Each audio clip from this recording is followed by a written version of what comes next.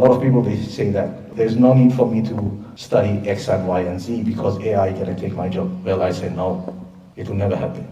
Because you always need that human intelligence to oversight AI.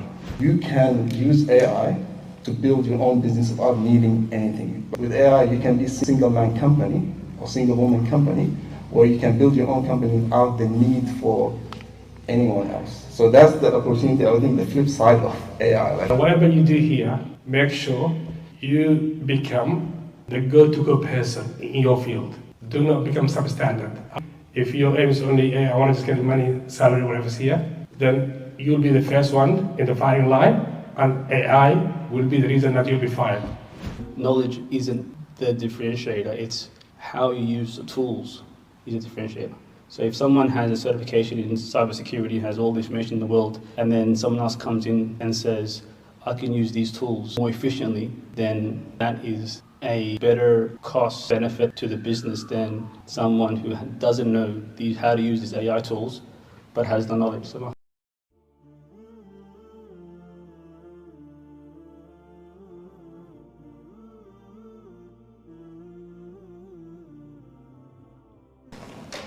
Assalamu alaikum wa rahmatullahi wa barakatuh. May peace and blessings be upon you all. Before I begin, I'd like to acknowledge that we are meeting on the lands of the Wurundjeri people of the Kulin Nation. I'd like to pay my respects to their elders past, present and emerging. I'd like to say that sovereignty was never ceded and treaties were never signed. We're all uninvited guests and uninvited settlers on this land. Welcome to the SomaliPN in partnership with Darusalam Unlocking AI and Cybersecurity event. We are honored to have you with us today for what promises to be an insightful and inspiring gathering focused on all things tech. Just a few housekeeping before we begin. Please put your mobile phones on silent and toilets just towards the back, and the exit is just to my right. Yeah. To begin our event, I'd like to welcome Mohammed to the stage to start us off with a Quran recitation.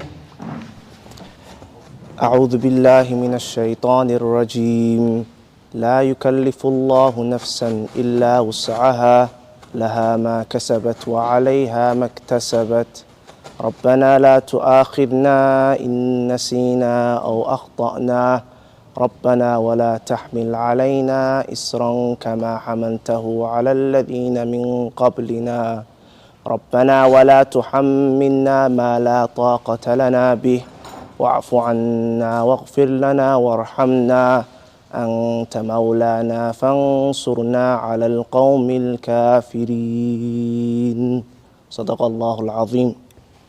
Jazakallah khair Ayub for that beautiful recitation and reminder. For those of you that don't know me, my name is Zainab Farah and I have the pleasure of being your host and moderator for today. I'm currently working as a business coordinator at Senatex, a state government ICT provider. I'm passionate about technology and the way that it connects people, and I'm just as excited as you all to be part of today's event.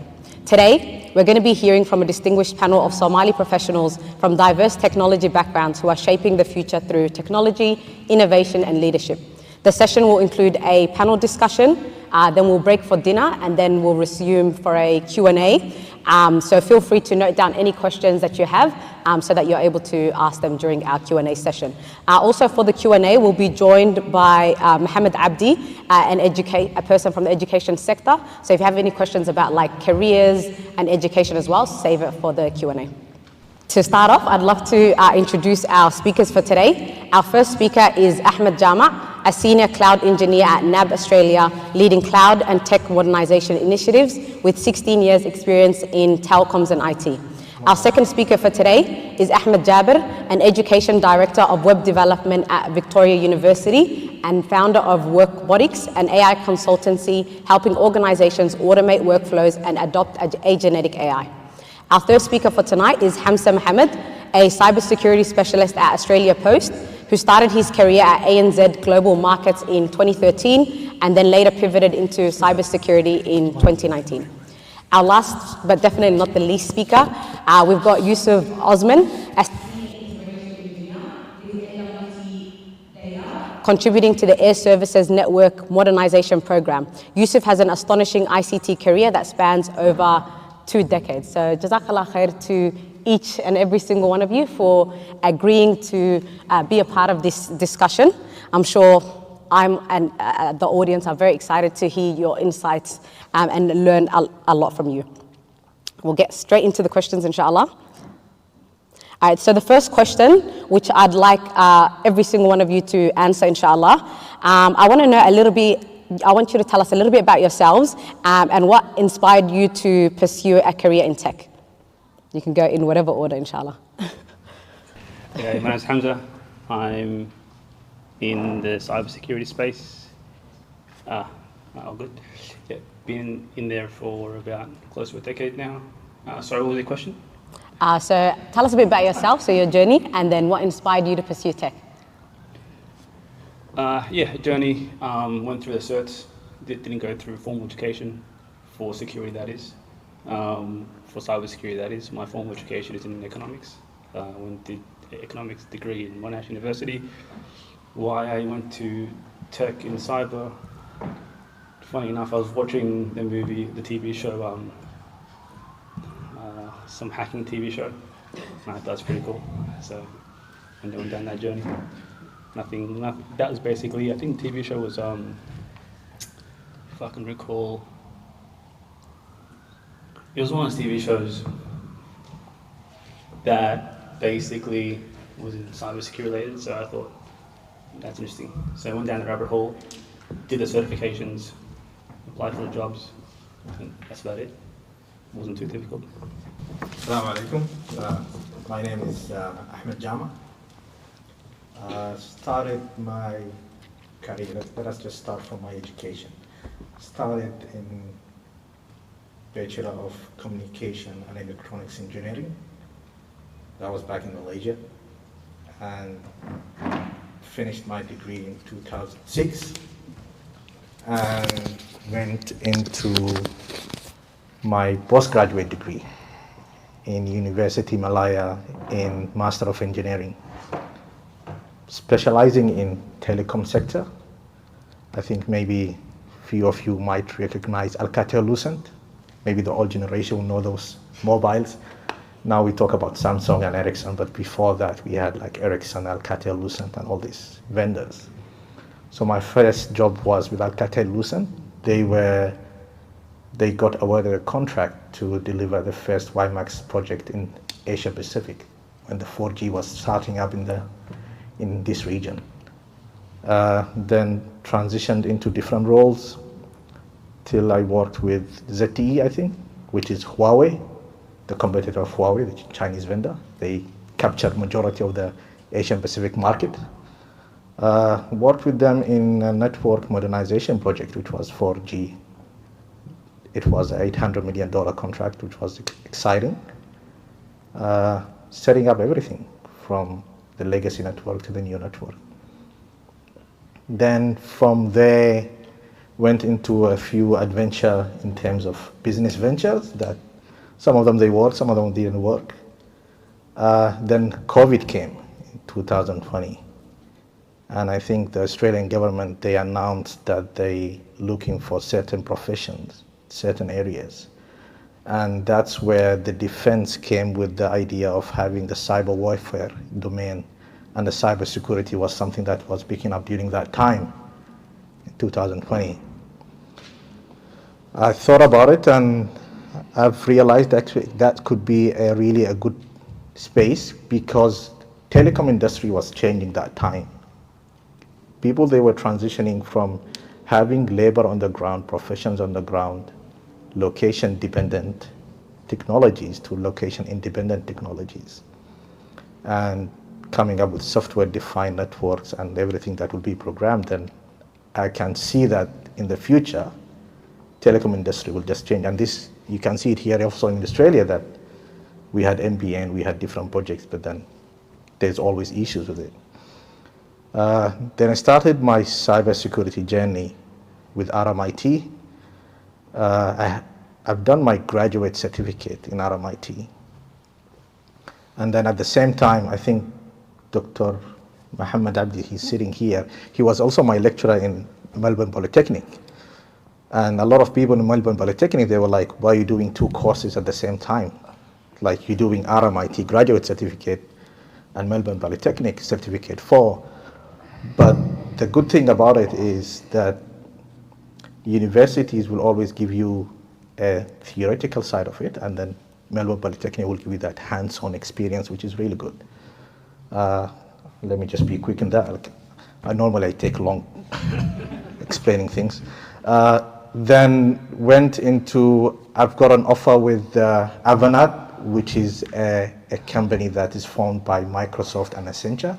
Initially, they had like 50% shares in it. Consultancy company. It's a multinational company. They offer a lot of projects for the Australian government.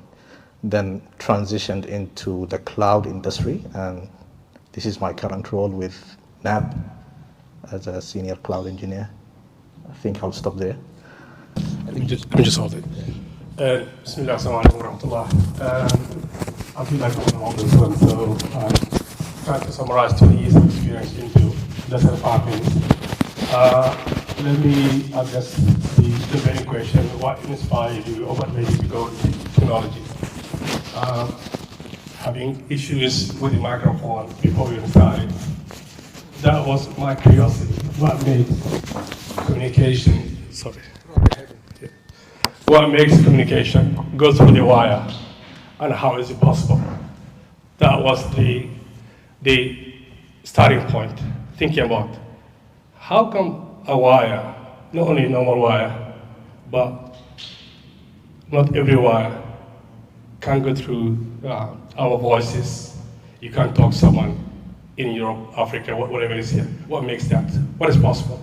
So that was my main curiosity, to go into technology, especially in telecommunications. I think Ahmed and I have some overlap. I did my telecommunication engineering at Somali University, finished back in 2004. Since then, I've been in technology, mainly design, implementation, cybersecurity. When I say that I'm the oldest one, I think probably some of you never heard of Nortel Technologies. It's a Canadian company, the biggest vendor in the world. Now is defunct. It doesn't exist anymore. So the first migration of Darusalam infrastructure is called RPEVO at that time. Nationwide, $6 billion project. When I finished that, then I moved to Alcatel-Lucent, but here in Australia. But now they are called Nokia now, so they've been acquired by Nokia now.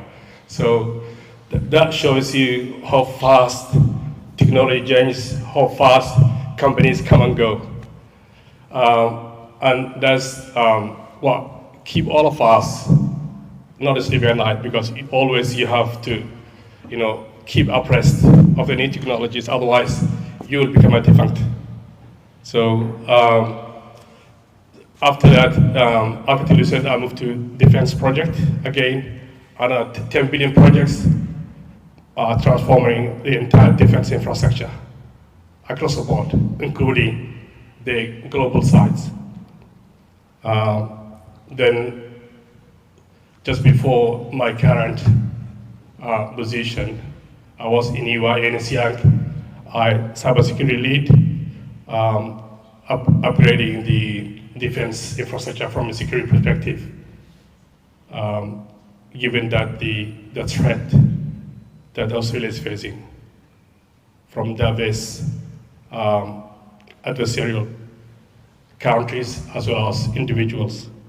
My current role is with Entity Data, a global company, more than 190 countries present, more than 350,000 employees across the board. And my role is as a technical lead. What that means is here, I look at the customer requirements, in this case, SABC Australia. I'm not sure if you guys know SABC Australia. They are the entity or the body that manages the aviation system in Australia, both military as well as civil aviations. So, and you understand that at critical infrastructure, we are dealing life and death. People on the plane, how do you make sure they are safe? They land safe, they go where they want to go safe, and the country runs smoothly. I'll summarize that for now, but later I'm happy to expand on my role, inshallah. Assalamu alaikum all. My name is Ahmed Jabar, and I'm My inspiration for going to IT is when I got my first computer back in 2002. I was in Yemen, that's where I was raised, and I was so obsessed about it that my parents had to hide it in the room before I lose my eyesight, and which happened.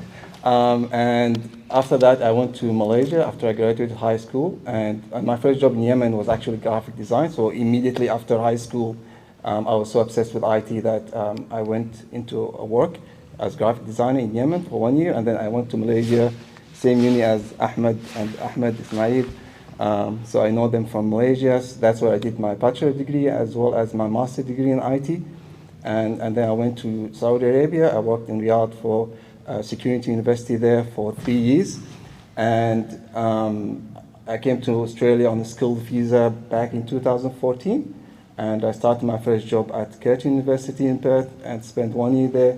Then I moved to Melbourne. I worked with Vic Uni for 2 years.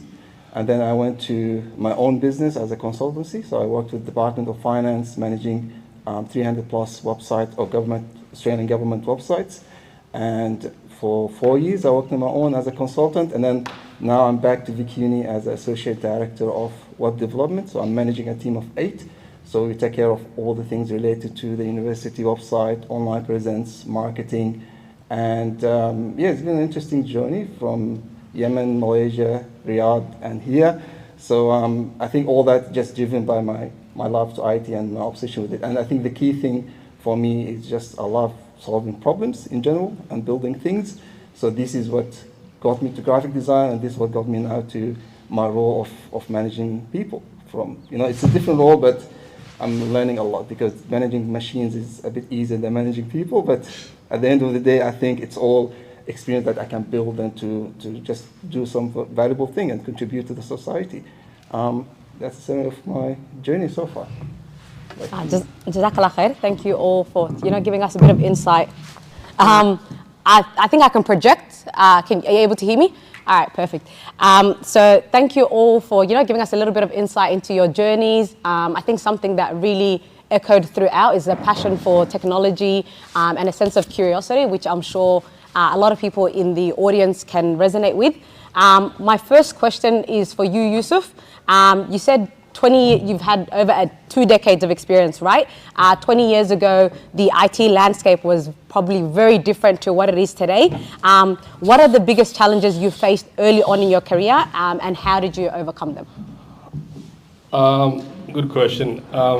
I think every graduate, or even before you go to university, going through high school, you ask when you are lost, and especially if you don't have a role model, someone who can guide you. Given the early stages, our community, it was very hard to come across anyone from Somali community who's in the technology industry. So you have no idea what you step into. You don't know which direction you're going to go to, if this is going to work or not. And once you finish it, and we know, I think all of us can attest to it now, it does not matter what you know. If you don't have or have no connection, someone in the industry, you are lost forever. When I finished baptism 4, I think Australia was going through an economic downside, and the job market was not doing really well. So applying every single job, 20, 30, 40, and every time you got knocked back, so you lose that sort of confidence. And given in our community, you say, oh, you studied while you was in your time, drive taxi or whatever it is here. It's very mentally exhausting. But I had one thing in common. I'll still keep it, and I ask everyone, it doesn't matter how hardship you go through, keep your dream alive. Do not allow anyone to dictate your dreams. Alhamdulillah, getting knocked back does not hinder my dream or my goal.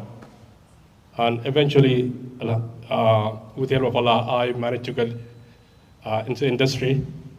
And I can attest you now, for the last few roles I had, I never applied one role.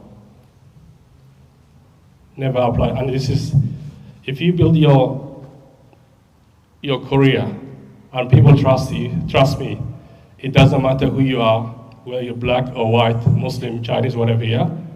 People will value your skills. And that's why that's why I advise everyone, build yourself, keep your self-confidence, and do not back down.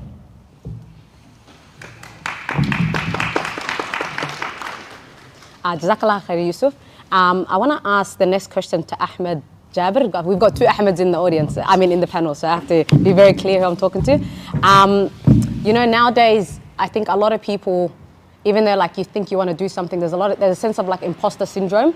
You know what you want to do, you want to go to a certain career or whatever it is, but you feel like, I don't belong in that space, or I'm not ready to be in that space.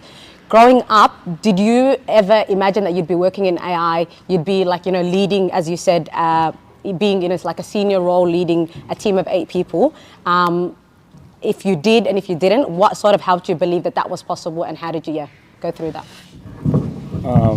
That's a good one. And I think there's no escaping that. I think if you're doing anything that is of value, you'll always feel that imposter syndrome, because it's just natural to always think of maybe there's someone better, and there's always someone better than you, all the time. If you're really good, there's someone better than you. So I think with IT, especially because it's quite competitive, there's always someone who's faster than you, smarter than you, and more knowledge. So always you meet people like that.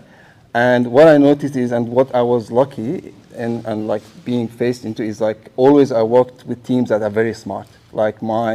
My first job in Yemen was with a guy that I admire. He's one of my role models. He was really, really smart. So I learned a lot from him. And I thought that, actually now I'm smarter like him. But then I came to Australia, and then again, there are smarter people than me. Then it's always, I think it was tricky. For me, I thought I'm always keeping up. But at the end of the day, what I try to do is always every year see what I've learned, what I've done, what I've achieved. And for me, it's very simple. If I'm always invited to be in a room where everyone else is very smart, then I assume there is a reason for me to be there, because otherwise it would have been difficult for me to be there. So I always realize that, it's actually, even though sometimes you feel that imposter syndrome, but at the end of the day, you do have a value. Otherwise, people will not come to you and offer you that opportunity and work with you and pay you, to be honest. So, and now working with managing team, my role has switched. So now my role is actually to inspire my team to go over that period. So I have people who I can see that they have that syndrome, the imposter syndrome. They are a bit not sure about, did I do well when I went into IT? Am I performing? And my role as a manager is, when I do one-on-one with them, to list their achievements, talk about the good things they've done, and if there are things I can give feedback on, then provide that feedback. So now my focus, because it's projected now to other people, I feel less about that, because now my focus is just my team and helping my team. And AI is another good area where everyone, it's a very new thing, so you have to remind yourself, everyone just like you, they're learning. No one born knowing a lot of stuff, right? We all were born, and then we learn to walk, we learn to talk, we learn how to eat, how to do things, how to study, how to perform a job. So always remember, the person in front of you, even he's the smartest person in the room or in the world. Elon Musk, if it's in front of me, I remember Elon Musk at some point was 6 months old, and someone was changing his diaper at some point. So it doesn't mean that he was just born smart. It just means that he learned and he went through experiences. And you just have to understand that my experience made me different than that person. So if that person is good in one APC, I'm good in other things. So I can do things better than that person, because just my experience preparing me for that. So I know, for example, programmers who are really smarter than me than in programming, but in people and skill, interpersonal skills, I feel like I'm better. People like working with me more than them. And that just shows me that, someone, and also in our religion, it's clear that, risk is divided on all of us. So everyone is giving something, not all equal. So you have given something, someone else is lacking, and someone else has something you lacking. So at the end of the day, the society is all about complementing each other. And if I'm lacking something, then there's someone in my team who's better than me, I'll delegate to them. I trust that they can do it better than me, and that's it, you know. So imposter syndrome is always there, but with achievements, with experience, you learn to, yeah, actually, I did something 2 years ago that showed me that, no, I'm actually good. You know, I remember all the feedback I received from my managers, of my team members, so I will be like, oh, okay, but then there's evidence that you're good. So even though you tell yourself that, oh, actually, I'm not that good, but there is actually real evidence that shows you that people think that you are skilled in something. So that's my advice, but I'm keen to hear if anyone else, anything to add? How do you overcome that?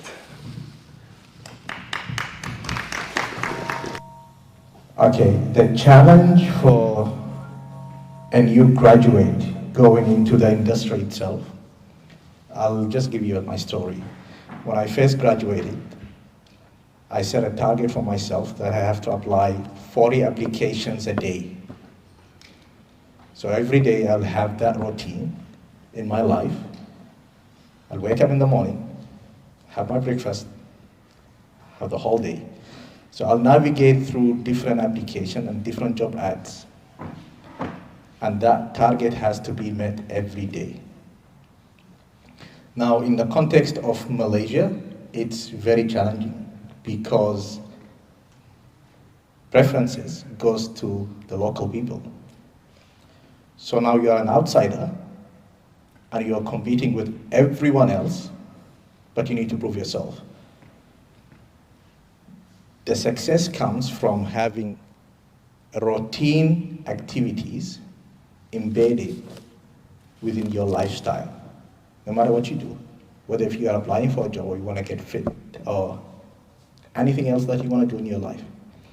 So that would be my advice if you are coming out from uni. Set a routine for yourself and targets and have a strategy for yourself.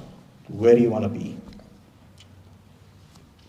I started as a communication engineer, and my first job was really scary because in my first day, you know those skylift that you go all the way up to the roof?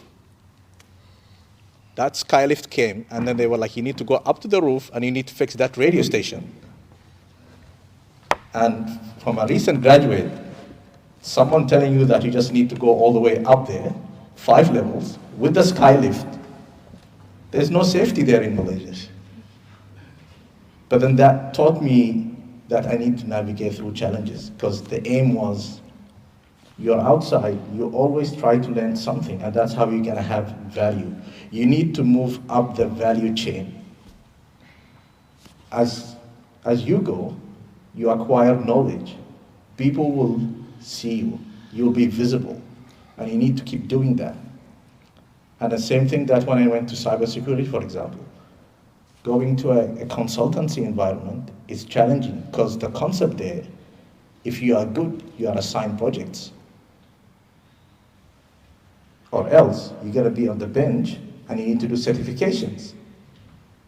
So everyone is competing to land a good project because that will come into your profile and that's how you're gonna market your personal brand. Now, that's in terms of advising anyone who's navigating through challenges in life or going into a new industry, for example.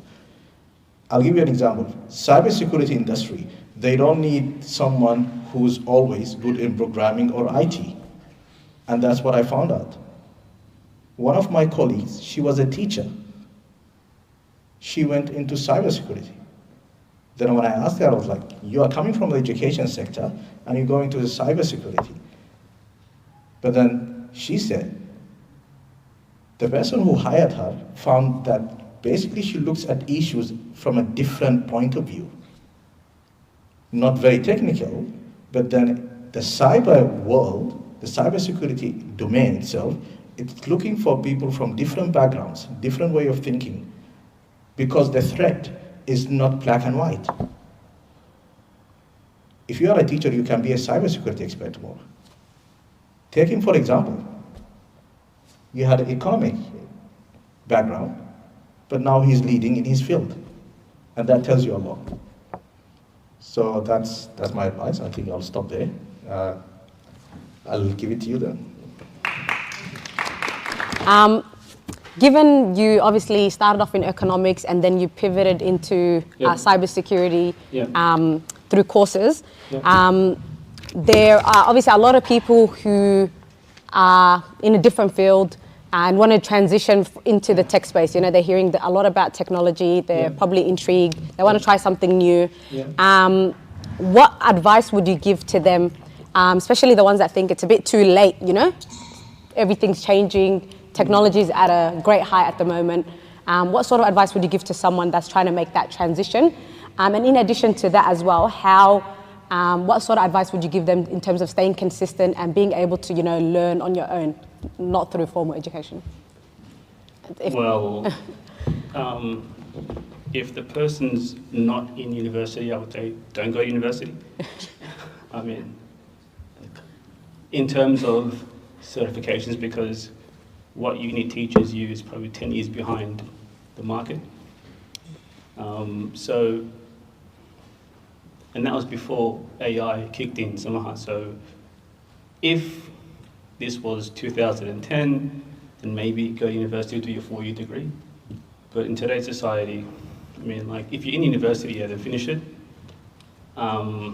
If you've done it already and you're thinking, I want a career pivot and I want to maybe go back to uni and do another 3-year degree to kind of pivot in that space, I would recommend against it, I would say, because the market's moving so fast. Uni is a lagging indicator. What they teach you in the courses aren't relevant.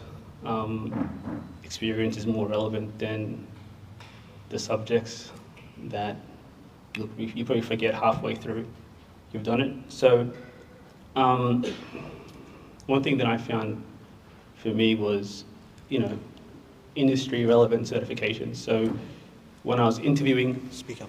I mean, can you guys hear me or? Yeah, we can hear. Oh, good.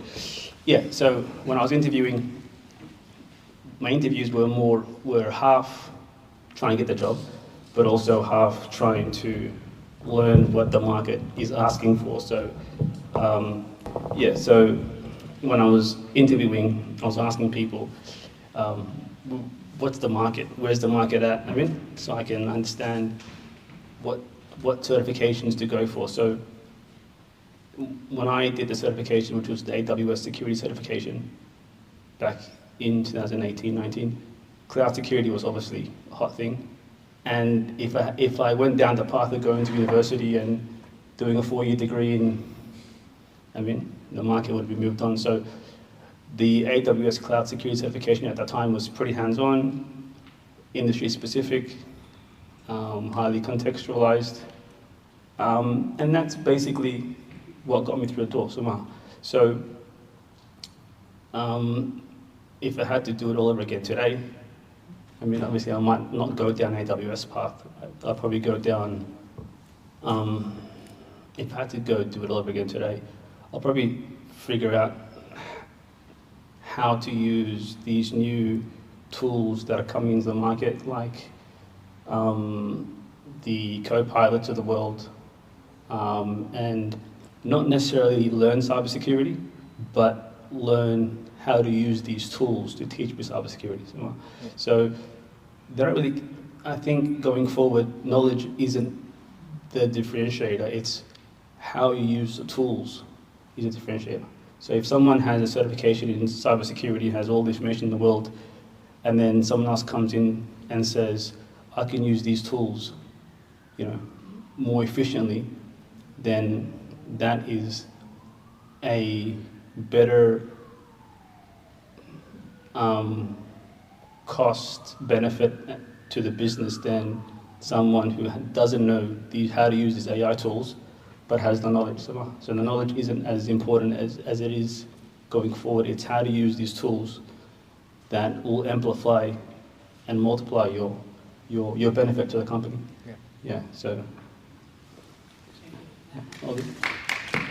I think this ties in well as well. This question's for Ahmed Jama.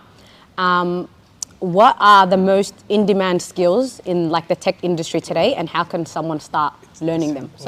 All right. Skills. Industry is changing, as Xamsse said. For me, I will approach it from a different context. I'll just say, still go for uni. Uni will teach you a skill which is critical thinking. It doesn't matter if it's not applied to your work context, for example, but then it gives you that ability to think outside the box. Melbourne Polytechnic, TAFE, they're really good as well. They'll offer you that hands-on experience. Certifications, it used to be a hot topic. I think 10 years ago, all these vendors, AWS, you've done AWS, Azure, Microsoft, right? Google, GCP. They start offering all these certificates with different domains, and everyone used to go for all these certificates, put it into your LinkedIn profile, and that will get you the attention. That was 10 years ago, 5 years ago. But right now, industries, what they are looking for someone who has hands-on experience creating your own projects. And that's one advice I'll give it to everyone. Even me, myself right now, on the weekends, I'll just create a mini project. That will keep you always relevant to the market. That's what they're looking for. Reason being is certifications, it's not an endorsement of your technical knowledge. It's just to give the employer understanding you know a high level of how things are working. But then once you create those little mini projects and you start thinking of an idea and then you do it, you can have that in your resume. And that will give you that attention, and employers, they can relate to your experience. Cloud, AI, cybersecurity, these three things, they work hand in hand. If I ask him right now, he's a cybersecurity expert, but then he has somehow interaction with the cloud, because everything is in the cloud. So now what's cloud? Cloud, everyone watches Netflix, right? Everyone has a Netflix. Netflix runs on the cloud. AI, let us say that Ahmed, for example, AI runs on the cloud. Before, big organizations, they used to have like a big data centers, huge investments, maintaining it, OPEX, CAPEX, right? But then now migrating into the cloud made them able to scale and go quicker to the market. Like I think Commonwealth Bank, I think they just announced 2 weeks ago that they're 100% in the cloud with AWS. There's a lot of conversation about security at the cloud and whether the data is secure. Well, vendors in the cloud, they came up with a lot of frameworks to make sure that it's actually secure. The skills, as long that you acquire knowledge in these three domains, which is the cloud, AI, and cybersecurity, you put them together. And now that what I'm realizing in the industry, we used to have a cloud engineer, we used to have a cybersecurity engineer, we used to have an application developer. So it was a siloed domains, but that line is fading away. People that are looking for someone who can do everything. And the reason is because of the tools that he spoke about, which is like Copilot, for example, the AI Copilot. Now that Copilot thing is an AI agent. We hear a lot about it. If you have Windows at home, you will see that little icon there, and you ask, is it ChatGPT? But then that will give you the ability to summarize everything that you have in your email. I go through a lot of chats every day, a lot of group chats, a lot of emails. But then when you come in the morning, you don't have time to look at all of that. You might miss something. But that agent is doing a lot of heavy lifting. So for us, we will be looking at more strategic positioning for ourselves. A lot of people, they say that, you know what, there's no need for me to study X and Y and Z because AI can take my job. Well, I said no, it will never happen. Because you always need that human intelligence to oversight AI. You need to build guardrails around AI. And this is where the industry is going. A lot of hype about AI, I think everyone agrees here. But then industries will still need professions that can develop those ethical guardrails. I think that's my advice. Is that enough? Or Yeah, that's I can plenty. go on the whole Jazakallah night? khair. So in terms of skills, I think what Xamsse mentioned and Ahmed mentioned, they were right at different stages. So at one point, certificates were the top thing because there's a lot of demand, a lot of job market was very hot. So anyone is looking for anyone who knows anything about IT, and they hire them. And then there was a period where the job market became colder, and people now they were looking for experienced senior people. For my opinion, I think the middle way is, I would say if someone comes to me, I'll ask them, do you have prior knowledge in IT? Like, do you think you are a good programmer? If they say yes, I already know programming, I can do programming, I'm really good at it, then I'll say don't do the university because you already have the basics, right? But if you're someone new to IT, you don't understand IT, and you're interested in it, I still recommend to go to uni because it exposes you to all the roles IT involves, like project management, programming, because IT is not only programming, it's not only cybersecurity, it's not only networking, it's a lot of things. So you can be product manager, you could be designer, you could be researcher, you could be cybersecurity, AI.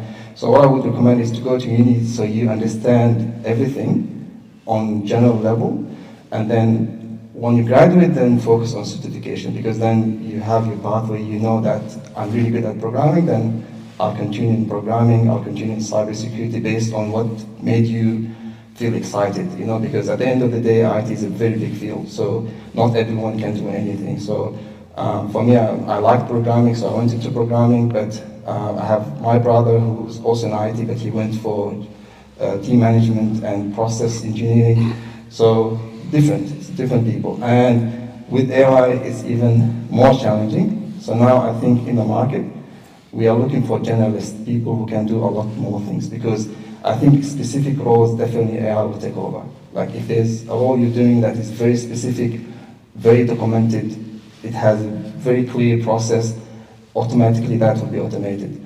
But if you're a generalist who can do multiple things, and as Ahmed said, you know how to use the tools, then I think your chances of getting a job or building even your own company is higher, because now you can do a lot more things.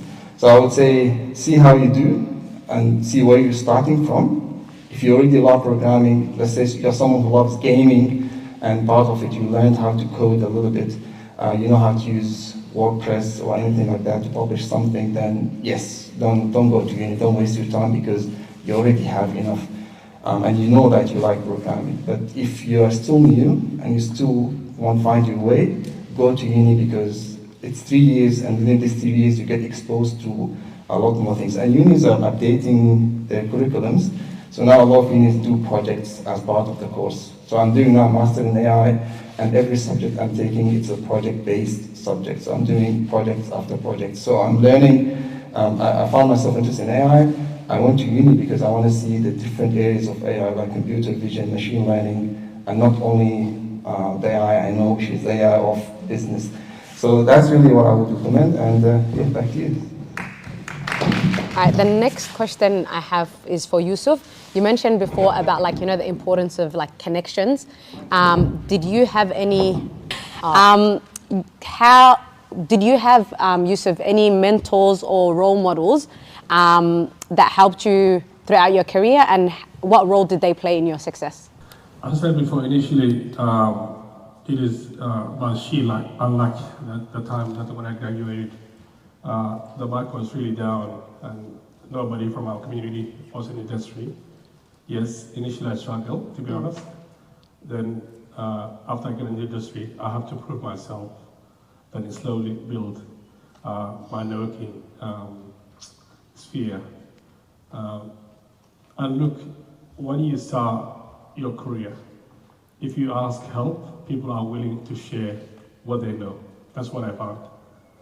So it is up to you, whether you're shy or she of arrogance or whatever here, you need to ask, why am I doing this? What makes you tick? And if you have hunger for knowledge, you will get people to help you if you ask. But if you don't ask, just sit there yourself, don't ask, nobody will come and assist you. Yeah? That's the matter of fact. So when you sell a job, show you are willing to learn, always. It doesn't matter how good you are. As Ahmed said, there's always someone that knows you better than you, has more experience. So show being humble and ask people, it doesn't matter who they are. Hey, I want to go, for example, I want to pivot into cybersecurity. What can I do? What I need to learn? What path should I take? And people will ask you, even if you put it in LinkedIn, connect to people. If you, for example, you want to go into cybersecurity, there are so many people in cybersecurity. You can connect to them. So when you connect to them, ask questions, deal with them. Hey, I want to go into cybersecurity. And cybersecurity is a massive space. For us, normal people, it looks like cybersecurity like a hacking computers. It's not. That's only one small component of it. So they will ask you, okay, and how do you know the person you're asking is the right mentor for you? And how do you know? The way you find us here, they will ask you questions. Okay, what is your background? What do you know? Where do you want to go? They don't give you the answer straight away. They should ask a question. Otherwise, what is the point of being a mentor? And that's how you know where this person fits what you're looking for. Yeah? For example, if I say, you're into cybersecurity, okay, tell me what your background. Do you know anything about programming? Do you know, have you done computer science? Do you know anything about networking? Do you have the fundamentals? What I mean is, if you go to networking, cybersecurity, AI, what you need to, every one of us realize here is having the foundations strong. It does not matter. Do you know a bit of how computers work? Do you know programming? Even Python these days, very accessible everywhere you go to. Do you know networking? How they communicate? What is the underlying protocol that makes this work? I'm not talking about the superficial one. Now we are talking about all the AI, whatever, prompt engineering. Forget about that here. What is AI? What is the algorithm that makes this work, that when you type in ChatGPT to promptly respond any question you ask? What makes it? Think that way.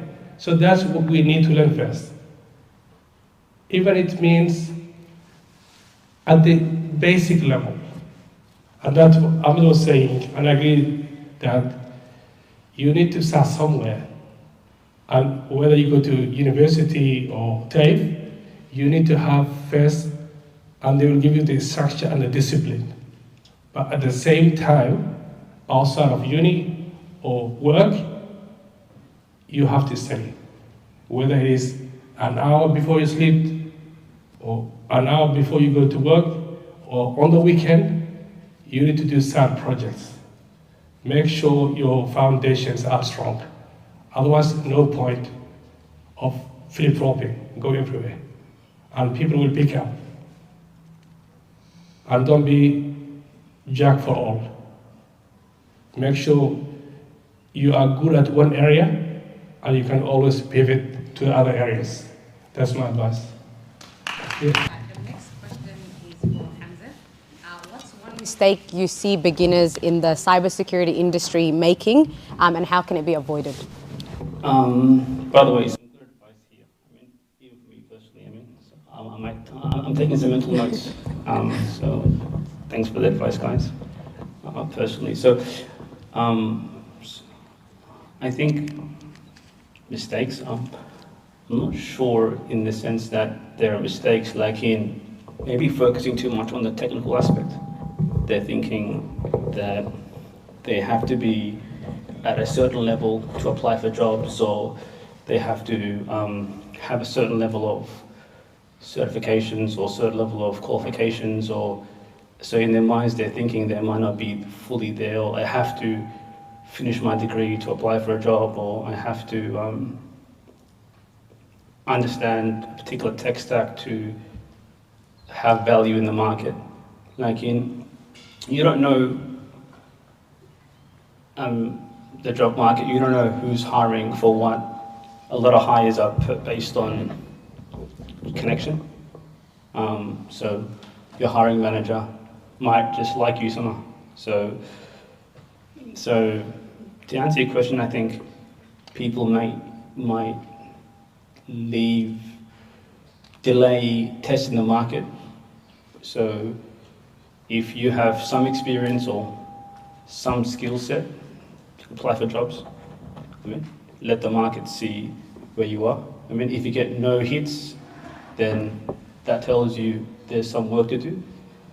But I think people fear just applying, and that whole fear of rejection.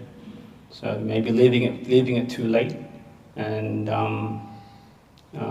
so yeah. But on the other hand, that sorry, there's a lot of noise. On the other hand, I do feel that that 50% of jobs, entry-level jobs will go at some point. So 50% of entry-level jobs will disappear in the next 2-3 years due to AI. So I think graduate students should have a higher sense of urgency than people like us in the past. We were fortunate enough to kind of enter the job market without this pending AI doom coming around the corner. So we had time to kind of take our time and figure out what we wanted. Honestly, I do feel that the young generation of people who are looking to pivot need to have more of a sense of urgency and test the market quicker, because their jobs might not be around when they do try to apply for it. Yeah. Building on from that question, obviously, as you said, there's not a lot of entry-level jobs in the market. So a lot of the jobs are going forward. I think the stat was 50% of jobs, entry-level jobs, will disappear in the next X amount of years due to AI. I'm not saying now there is. Well, for me personally, I've seen that there's not a lot of entry-level jobs. Just looking around, a lot of the jobs obviously require 3 years of experience, 4 years of experience. Yeah. What can recent graduates that haven't had the opportunity to get an entry-level role do to sort of stand out and put themselves up there for... Osman gave some really good advice. Ahmed said projects, obviously Ahmed said projects as well. So putting yourself out there, no one wants to put themselves out there. So you have to, closed mouths don't get fed. So you have to kind of put yourself out there. Projects are a really good way of doing that. Get out to, networking events in terms of industry events. There's CyberCon happening next week, biggest conference in cybersecurity in Australia. The tickets are expensive, but if you can get there, get there. So yeah, just being around people who have hiring power, hiring decision power, and projects. That's about it. Being visible is probably the most important thing. All right, perfect. Jazakallah khair. Next question is for you, Ahmed Jabar. How can someone, so a lot of the times, someone might be in a certain role and they think that they're at a point where they're ready to, take on more responsibilities, do a lot more, so move on to a bit more of a senior role. How can they approach that conversation with their manager? That's a good one, and it's actually Something recently, I had a talk with one of my team members who's currently a senior developer, but he wants to be a tech lead. And because I'm working in university structure is a little bit rigid. It's not that flexible, so only you get promoted if someone leaves, for example. So it's not really easy to go through. It's not like private sector where, if you're really good, someone can create a position just for you. So it's not really that easy. So my advice for them is, act like the role that you want to apply to. So if you want to be tech lead, act like a tech lead. So you have to really do things tech lead are doing, which are basically leading, mentoring, making sure the solutions are proper. And once you start acting like that, similar to how they say dress for the job that you want, similar thing, like you have to act that role. So if you want to be senior, act like a senior, even if your role is not senior yet, because that brings attention. And then that attention hopefully will let someone see your value and then give you that opportunity. So I always say, look, don't worry about what other people see, worry about yourself. Are you constantly learning, improving, becoming better, or are you falling back? Because if you are stuck in some point, you're falling back, even if you're not falling back literally, like you're falling back because everything around you is moving forward. So the time is moving forward, technology is moving forward, everyone is moving forward. So even if you don't fall back, like personally you feel like, oh, actually I'm fine, I'm in a comfort zone, I'm doing what I've been doing for the last couple of years, in reality you are falling back because everything around you, everyone around you is moving ahead of you. So my advice is, I don't celebrate birthdays, but I use my birthday as a checkpoint to see what I've done last year. So if last year I haven't done anything to feel like I learned something new, whether in business, whether in tech, whether anything personal, then I feel like that year was wasted. So my advice is always have that checkpoint to look back and say, yep, what did I learn in 2025 and what I'm learning in 2026. That's the only way, in my opinion, that you can, and you suddenly find yourself there. Like I've been doing senior development, and then this director role, they just reached out to me, and it's something I haven't done before. Like I led teams, but small teams. But this one was challenging, but I said, yep, it's a new thing, I want to learn that. So I'm glad that I did, because I learned now people management, I learned how to manage budgets, contracts, vendors. So that's really something I think I've learned in the last couple of years. And now I'm shifting to AI. Similar to Ahmed, I'm always doing projects because I think we are in the best country in the world, I would say. The reason is, in Australia, is you have a very strong safety net. So that question about entry jobs, my advice is utilize that. You're in Australia, not America, for example, where a single sickness can throw you into bankruptcy. You're in a country that you can really, like, even if you lose everything, you still have the safety net of the government. Like you won't die hunger, you won't die of sickness, because there's a safety net. So you can use AI to build your own business without needing anything. Like before, you used to have accountant manager, marketing manager, all these things. But with AI, this is where the opportunity is. With AI, you can be single man company or single woman company, where you can build your own company without the need for anyone else. So that's the opportunity, I think, the flip side of AI. Like, yes, it's scary for entry jobs, but at the same time, it's a huge opportunity for everyone who has a bit of, I would say, adventure nature, and they want to try it on their own.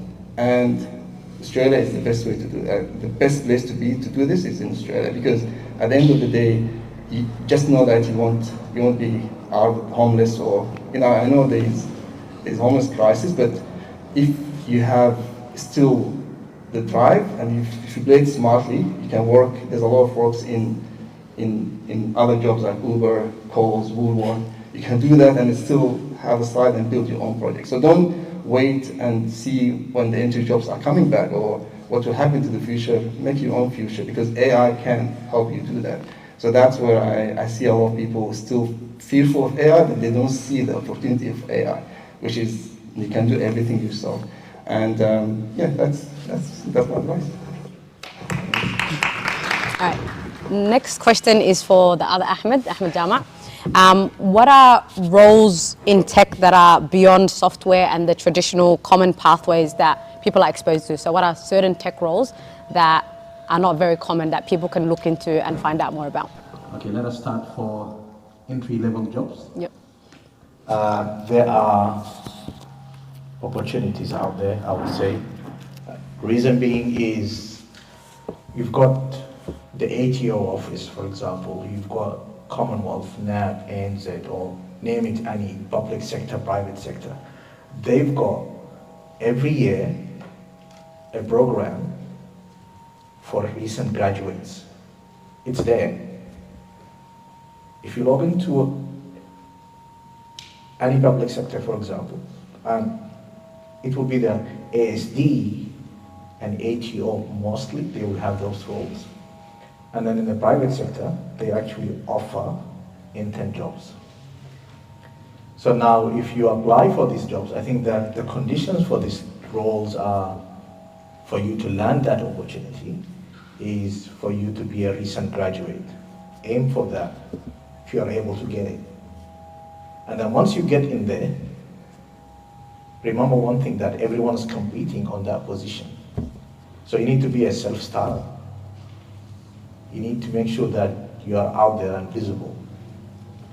You need to know how to communicate with your colleagues. Communication is, I think it's a challenge these days because we are mostly into social media and all of that. We don't talk to people anymore, right? We are looking at our screens.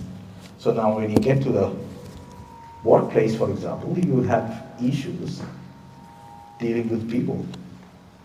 But then that will be a challenge for you to navigate and you will learn through it. So that's for entry level. Certification, as I'll always say, that as long that you are learning something new, and that's what I do at work also as well. I try to learn something new. And that's when you learn something new, people will see the value. They will make sure that you are visible as a result. That will be the outcome of whatever hard work that you put in at the start. AI, yes, it's coming. Is it going to take roles? I would say maybe few roles, but a lot of will stay. We do a lot of AI use cases. But then these use cases is to make sure that everyone is efficient.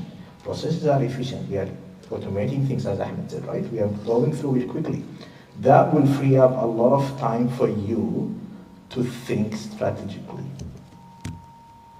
And that's what everyone was lacking. Like, for example, for cybersecurity industry, I think a week ago I was having a conversation with Microsoft, and they came up with an assessment and evaluation AI model that does the red teaming exercise. Organizations, they used to have red team, blue team, white team. So different teams, they do a lot of penetration testing, or they try to break it into the systems, and that's where organizations will pay more for these professions to come in and test their systems. Because every organization, they will have, for example, the ATO, they will have their own guardrails around their environment to make sure that it's secure, no one is going in and taking data, whatever. To test these systems, they actually engage external parties to act as an external threat. Think of Medibank case, for example, right? There must be some gaps somewhere with those activities. So now AI is going to come in, and AI will say that, listen, you don't have to have a big red team anymore. We can automate this whole thing, and then the AI agents will start penetrating your systems until they find a breakthrough, your secure environment. And that's only one aspect of it. Does that mean cybersecurity will be not important, or it will just fade away? No. They will still need cybersecurity professionals to oversee these agents that are doing the whole red teaming exercises. So think about it as you are the driver. But then I was reading an article the other day, I was talking to Ahmed, that someone said, actually it was an event, someone said that having the best AI systems in your work environment, if you don't have a good valid use case, it's like a Ferrari without tires, it's going to be useless. Like right now we are sitting here, right? If we think of a use case of AI, I'll be really quick, right? We've got, for example, 80, 90 people here. AI can get all the feedback from everyone here and that sentiment analysis, right? To get the feedback of people on how they feel about the event. Now, Darusalam, how they can benefit from this data. Now, Ahmed, for example, he can say, well, there are certain events that gathers a lot of crowds. Let us just focus on these areas from these demographics. Now, for Darusalam, that will be something that they look at. They will be like, okay, then we can look at donations, for example, right, during these events, and this way attracting a lot of crowds, for example. Now you have another event. Ahmed doesn't have to do that whole social media posting because everything is connected with your calendar, for example, right? With Darusalam schedule, and everything will just be automated. Now, does that mean that we don't need all these volunteers? No, we still need them.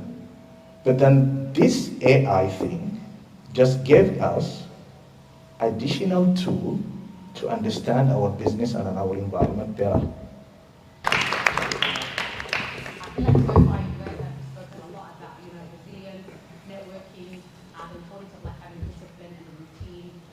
You know, that within tech, you're always learning something. Like it's a never ending, like you always have to keep up with your learning and also playing to your strengths to stand out when applying for jobs or even when you're in a job and you're going for another role.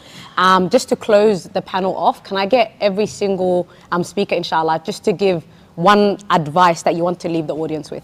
So we can start off with Xamsse and then work our way down, inshallah. So one piece of advice? Yep, you want to leave everyone with. So I suspect the majority of people here want to get into some sort of tech role. And if I had to give one piece of advice for such individual that wants to get into tech role, given everything that's coming down the pipeline, I'd probably give Ahmed's advice around how these new multi-agent type solutions are going to become the norm in the market. So I would say hop on ChatGPT, hop on Gemini and say, what is multi-agent? What are agents? How does that relate to X, Y, and Z? Break it down to me like I'm a 5-year-old or a 10-year-old. So it simplifies the information for you guys. And then say, what is, you know, the easiest course to kind of get into it, entry level, and just go down that journey because that's going to be the new norm in the coming future where most people will be interacting with agents and multiple agents more than they'll interact with their own colleagues. So I think going down that journey now, understanding that rabbit hole and getting familiar with the terminology is my advice. I would say don't fear and look at it as a growth chapter in your life. Even though if you get rejected in one of the offers and you don't land a job, take it as a challenge and sit back and understand what are the gaps. Now, just to give you an example, at home for my kids, they hear about a lot of AI. I've got 3 kids. They hear a lot about AIs and all of that. So my daughter, she's like 15 years old. She was like, AI is gonna take my job. I don't have to study. She's in year 10. She's panicking. Then I've told them, you know what? From now on, you don't come to me to solve your math questions, for example, advanced math. I love math.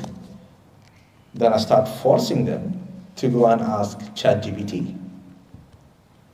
And then they realize sometimes it hallucinates, but then now I was like, you need to tell this ChatGPT, you are year 10, you need You don't understand this concept? Break it down for me. You need to guide it. Treat it as a servant for you. Then she starts using it, and then she starts seeing the results. Now my year 3 daughter, she just jumped on ChatGPT. Now she has account with ChatGPT, DeepSeek, Gemini. She got accounts everywhere, and then she actually compares answers. So now she's using the tools for her own benefit. Do we need tutors, people coming to the house? No, I don't think anymore, because you get those answers.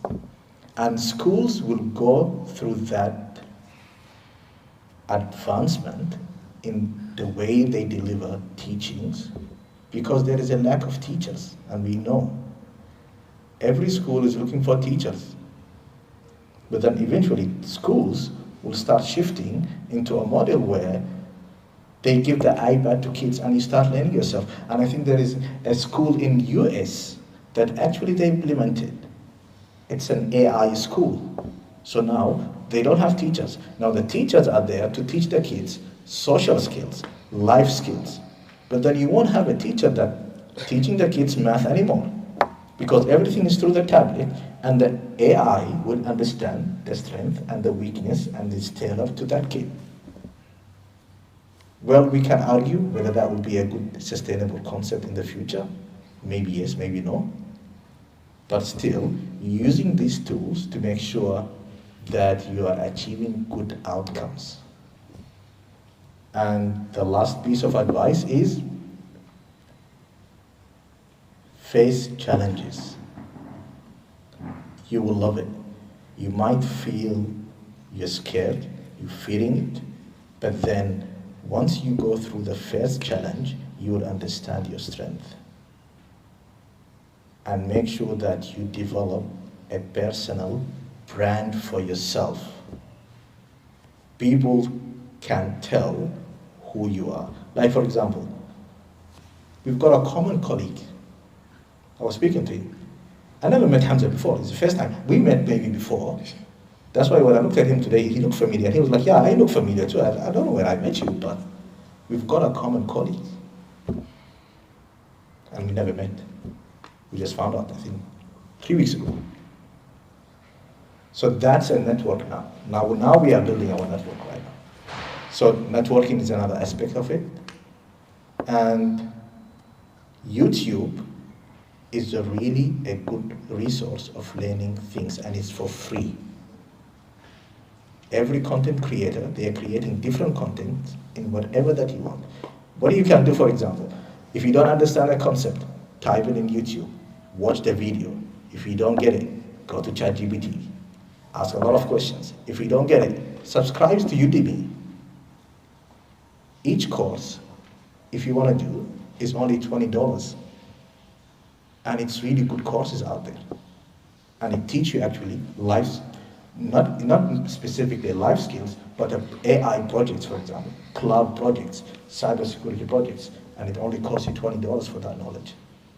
But you need to be consistent, and you need to be focused. And don't let others divert you from your goals and objectives. Set a goal for yourself and just go ahead. And I think whoever played a big role in my family, it was my father and mother. As Somalis will always tell you one line, right? I have no money for you, but I have education for you.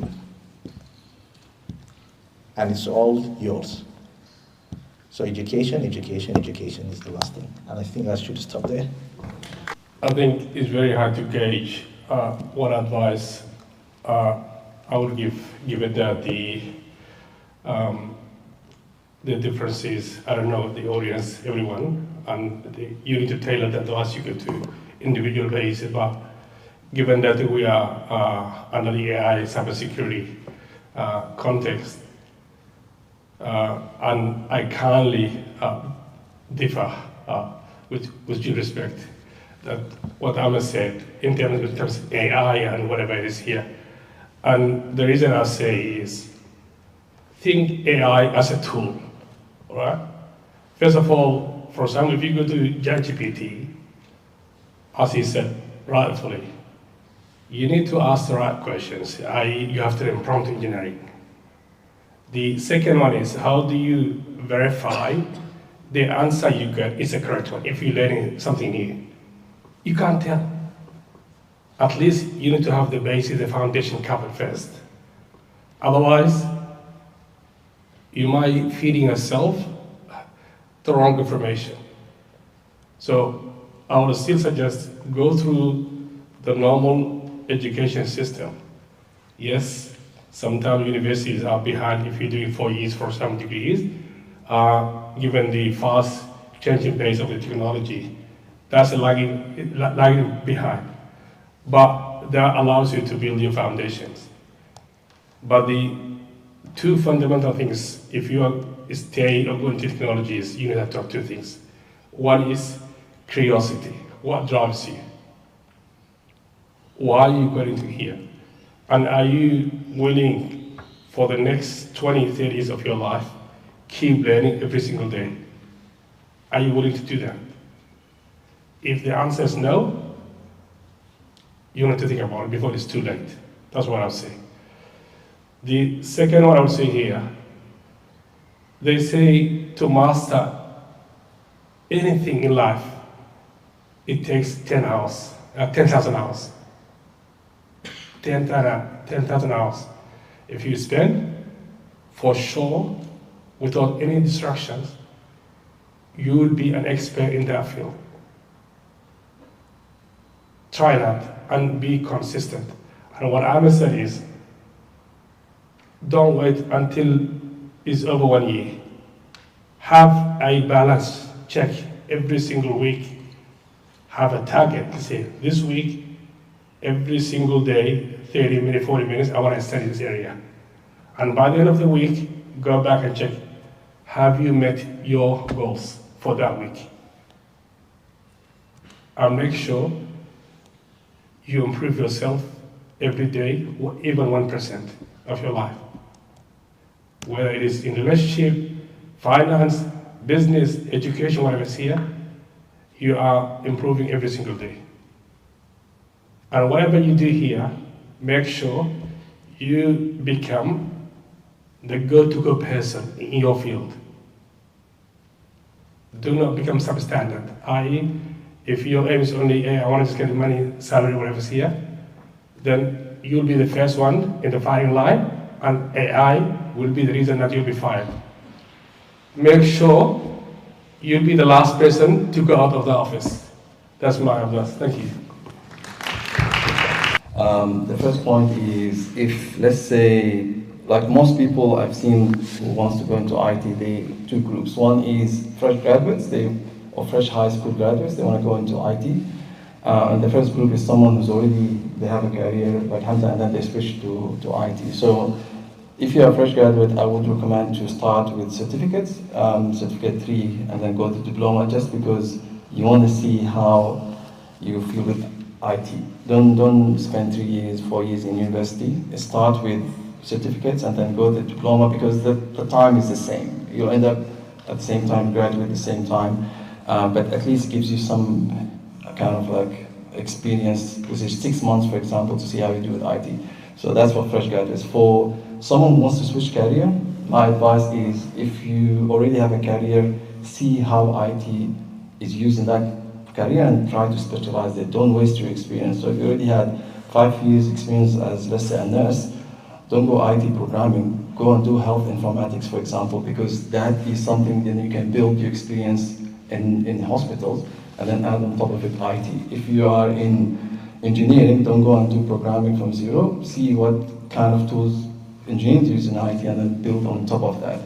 If I'm in finance, I do fintech, for example. So don't waste your 5 years, 6 years experience in your previous job and start from fresh. Just try to see where IT gets involved in that area, and then I think use that then to build and learn something that you can, when you apply for jobs, you can say, I have 5 years experience in nursing, and then on top of it now I have, let's say, diploma in IT. So that makes your profile much stronger.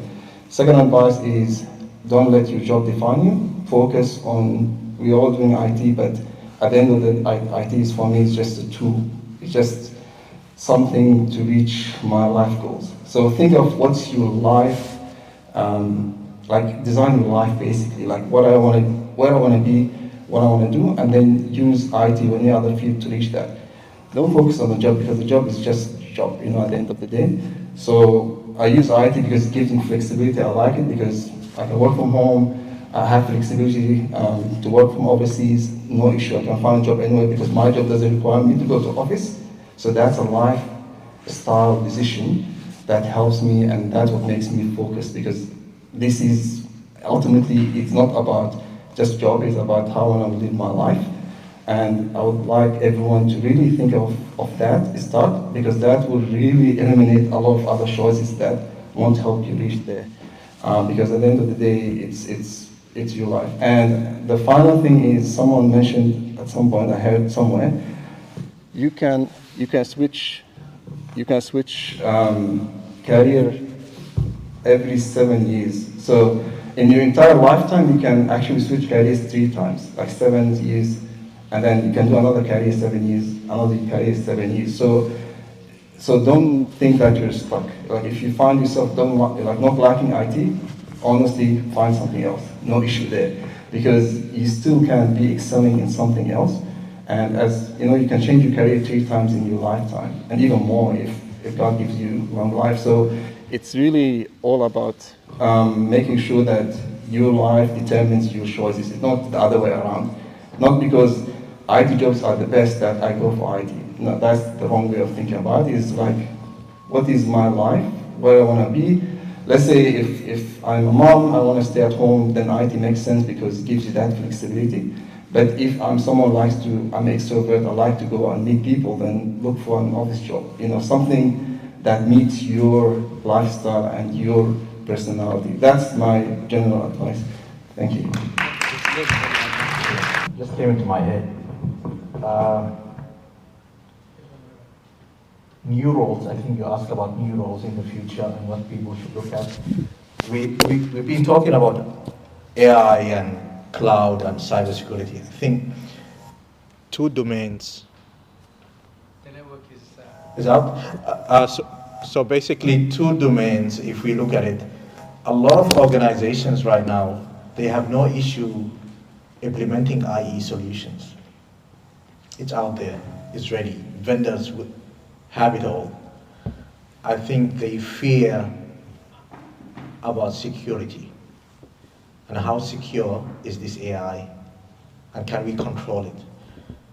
So one stream that is evolving right now is AI governance, right? AI security. Because data, it's something even Australian government is really looking at it. And if you are able to combine these 2, which is your understanding of AI, you don't have to have a really high technical knowledge in AI, but then you have an understanding of governance and ethical procedures.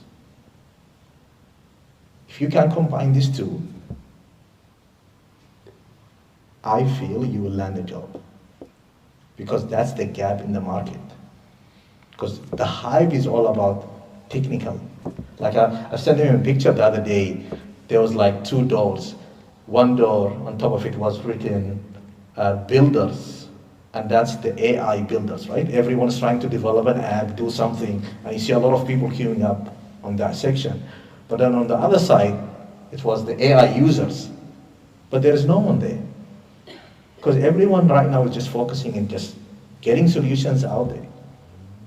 But big corporates, governments, they're looking for someone who can come in and tell them that, listen, this AI use case, it's safe, or you need to set up a guardrails around it.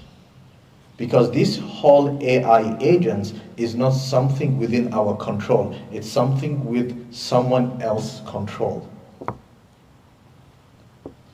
I think that would be a good area to look at, and that's it. I'll stop there. All right, now we're going to just open it up to the floor, inshallah. and get some questions from everyone in the audience. If you wanted to ask something, I'm going to get him on now. It doesn't work.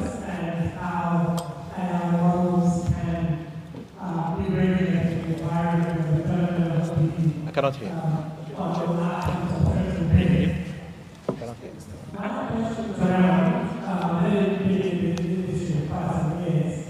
The challenge we're having is regulatory environments are well behind the AI revolution. You've seen the issues around data security and who owns and who has access to the data and governance around it. Where do you see the crux is in how do we, I suppose, how would the regulator start addressing some of these concerns from data privacy and so forth? To be honest, I missed the first part of the question because I couldn't hear. But then if you can just summarize it in a quick line. For some reason, the regulatory environment is way behind AI adoption. Where do you see new graduates? That's right. How do you address that gap between regulatory environment right now that we have, which is behind the AI revolution, and how do you bridge that gap?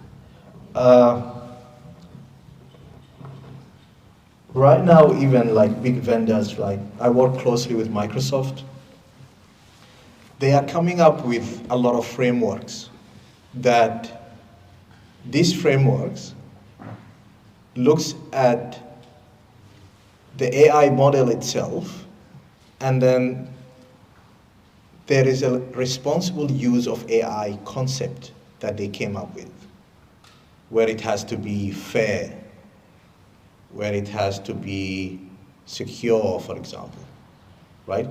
Because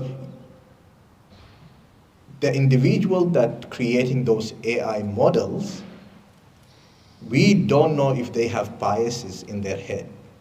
And that was one of the issues with Amazon AI model, where it looked at a diverse background individuals and then it flagged them in the US. And then there was a lot of ethical discussions around it. Now, there is a gap between regulations from the government perspective and the technology. So right now, technology is moving really quick, but then the guardrails, the governance, is not keeping up with the same speed.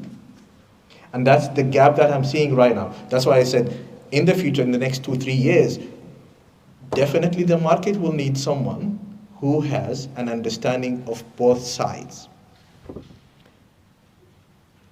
There is a lot of enforcement from vendors, and I think you guys have seen 2 years ago where Microsoft CEO, he just came and then he said that he will make security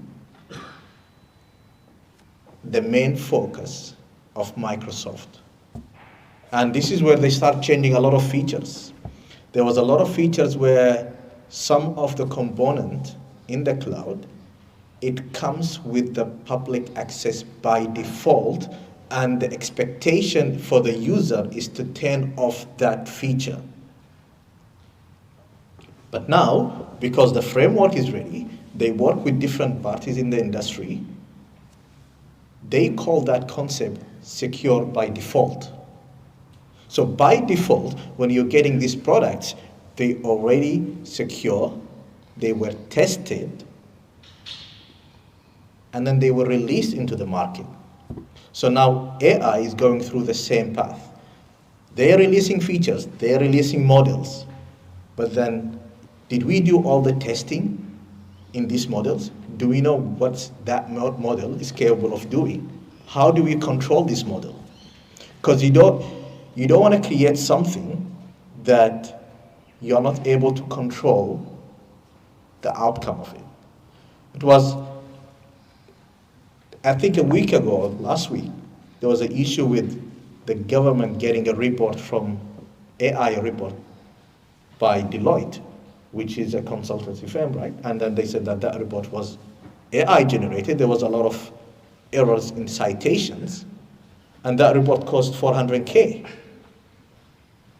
So now, the individual that generated that report trusted that model, but maybe it's always the case where garbage in, garbage out. You need to have that human oversight of that model itself. So there will be always a gap. Regulation will catch up with the gap, but then along the way, there will be a risk. Organizations, they just need to mitigate those risks or accept those risks. And then they have something like compensation controls, for example, right? If you know that this model is not tested 100%, you don't know the outcome of it, then you will have a limited use cases for these models. You will not release it into your production environment. I hope that I answered your question. Yeah. Okay. Yep. I want to also welcome our fifth panelist on the education sector, Ahmed. I'll tell you a little bit about Mohammed. Mohammed is an IT teacher from Melbourne Polytechnic. I think someone shouted him out before. He has worked in the IT sector for 18 years before embarking on vet teaching career. He has worked in the past for Australian Bureau of Statistics, University of Canberra, Vika, I'm sure a lot of students know who they are, a bit scary, and the Department of Education. Mohammed holds a Masters in Software Engineering from the Australian National University and enjoys providing advice and sharing experiences. So, welcome, Mohammed. Oh, thank you so much. It's my first event. I actually don't speak to Somalis, so they understand. Okay, good. And the first thing I'll mention is that I'm representing here as myself, as a private citizen, okay? And but also I happen to work in Melbourne Polytechnic. I don't need to say anything about Melbourne Polytechnic because the hard work is done for us by our graduate Ahmed Jama. So thank you. The other thing I'll do is, I hope I don't take too long of the Q&A, is to kind of say a few things. First of all, thank you for sharing your experiences. It's really, you know your domains, and there's a lot of value that you've given today. I'll also say up front, as someone who's been in the IT career for some time as a programmer, I accidentally end up teaching, in the vet sector. So I will not claim to be an expert in AI. I will not claim to be expert in cybersecurity because I'm not, okay? But allow me to spoil the party, okay? And say this, because this is what I say to my students, okay? I say to them something like this, okay? There's AI, there's a lot of things happening, okay? So the very first thing, because my job, I see as though that, I need to make people realize their potential within, okay? Fire them up. So I tell them, because I have to assess some work, and then find out, is this AI, is this something else, all that. So one message I often get across is that, you have intelligence, that is what you need to exercise first. So I'm not worried about all AI because I've seen the impact that, calculators had in classrooms, when they were introduced first. People thought that, how can we teach mathematics? And then we figured out how to use really very well, right? We had, personal computers, mobile technology, same thing we adopted. So, as panelists said, I see it as a tool. We are going to figure out how to use it, but I'll encourage people as a clear advice, young ones coming up here, really, whatever you're doing, first of all, work, task, assignment, you have to actually, do it yourself because that's the most important one, okay? And also, I think I've spoken too long, but I'll say one more thing. Yusuf said that, I'm older than Yusuf. So I actually belong to the first generation here, for first wave rather, okay? So we have different challenges. You guys have challenges now. Some of them are the same. I want to say to you that you are in a very beautiful country, very welcoming. It's more of like, you believing in yourselves and being able to focus on what you want to do. You surrounding yourselves a very good circle that helps you, motivates you and all that. we never had opportunities like this where we actually can exchange ideas ourselves. We have to figure it out on our way, on our own way, okay? So I will probably be ducking out some of those, AI-related past things on, but I'm here for one reason, okay? Which is if anyone, for example, is after career advice, given what I've done in the past, or if I can help. If anyone, for example, wants to find out, and that has been mentioned several times, what is on offer when we do the sort of networking and dinner, talk to me. I'm more than happy to help you. So thank you.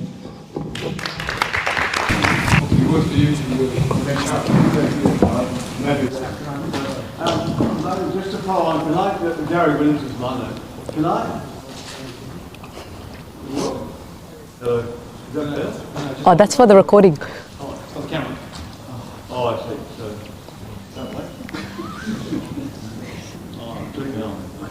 no, just quickly, Mohammed, just following on from that, we had an example this week of a university results and papers. How come? What's the way ahead there? I already made my sort of explain on the explain. The thing is, I think in number of things, for example, now we're trying to figure out how we police it almost, okay?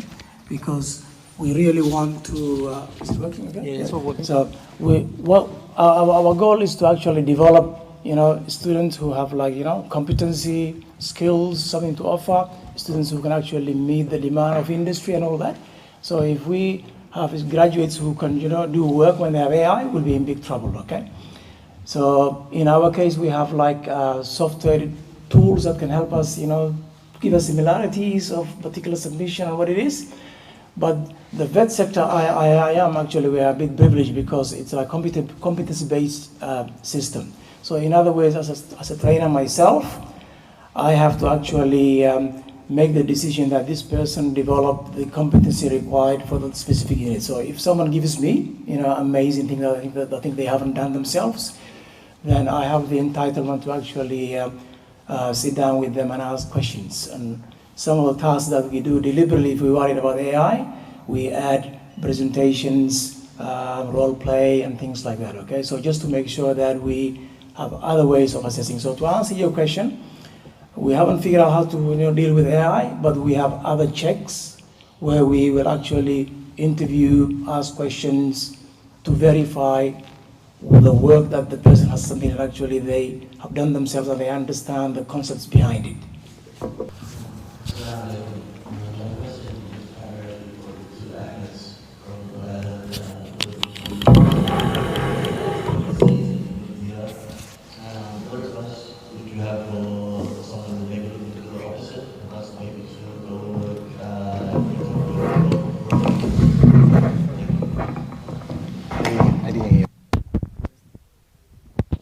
So I'll just repeat the question. Educated in Australia and they want to work overseas. Is that? Yeah.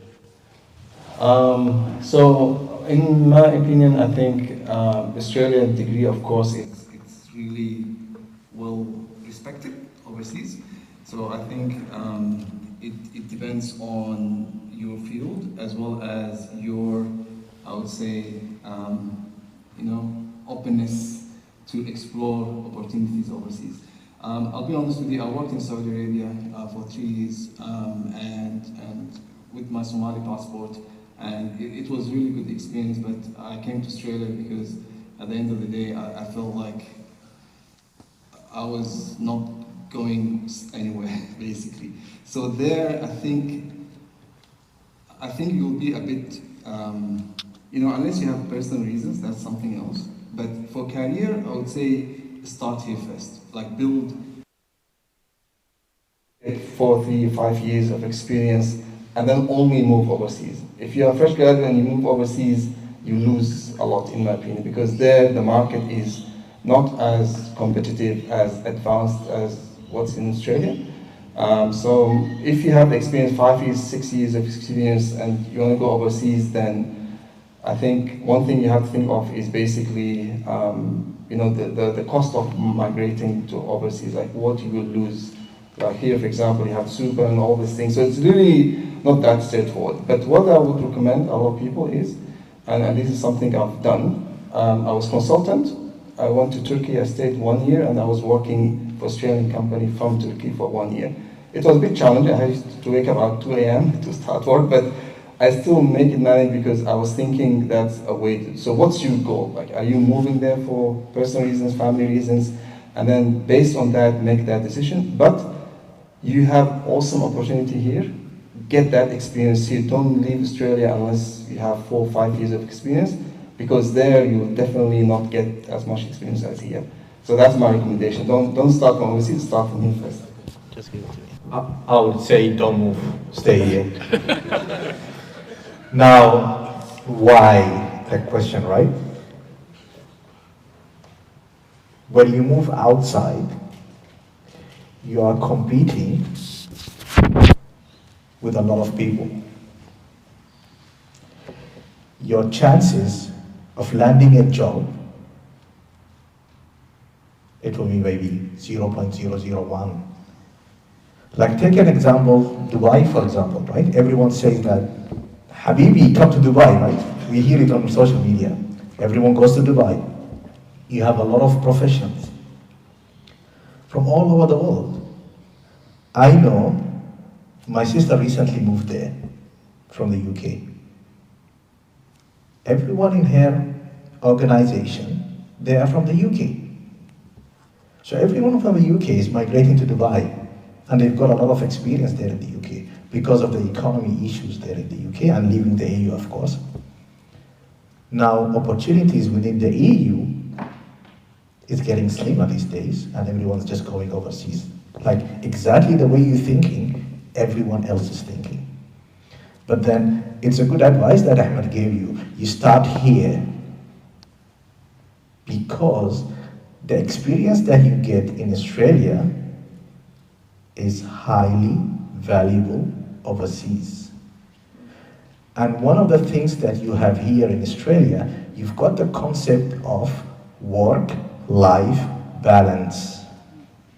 That does not exist overseas. It's just work.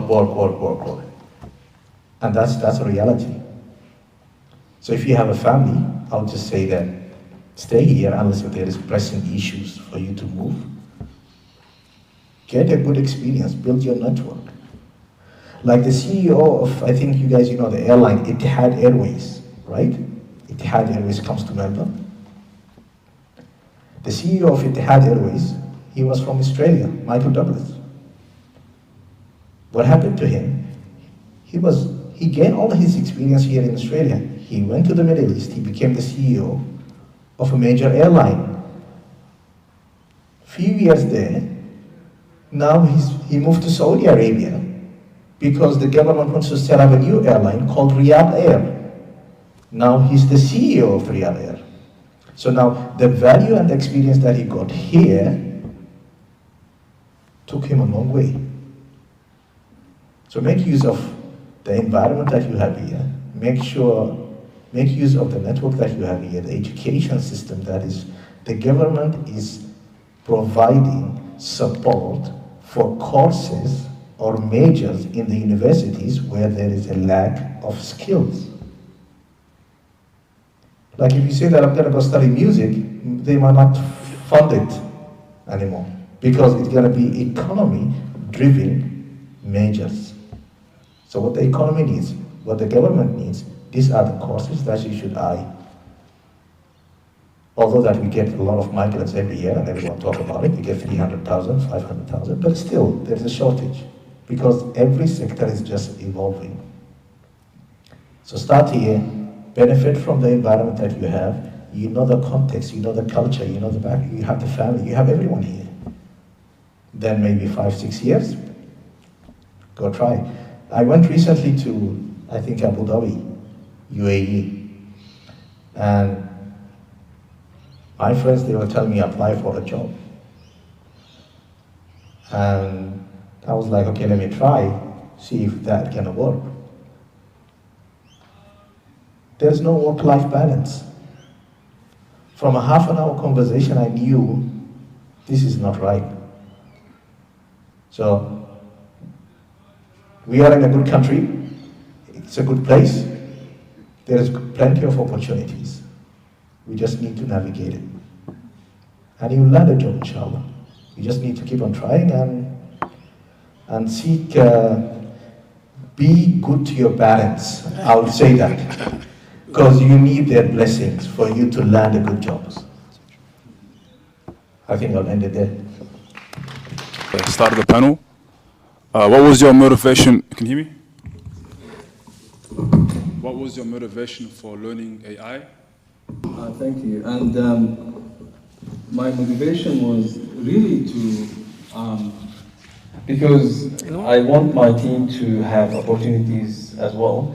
So I was thinking if I learn AI, then I can bring some of that back.